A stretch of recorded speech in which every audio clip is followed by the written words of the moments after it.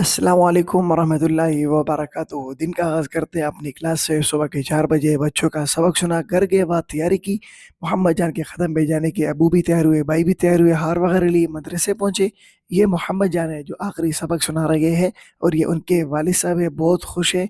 तो अल्लाह पाक इन दोनों को बहुत-बहुत मुबारक करे।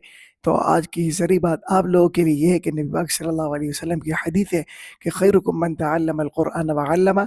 तुम में से बेहतरीन शख्स वो है जो कुरान पाक सीखे और लोगों को सिखाए। तो ये भाई खालिद भी उनसे मिले, हार पहनाए, भाई हारून भी मिले।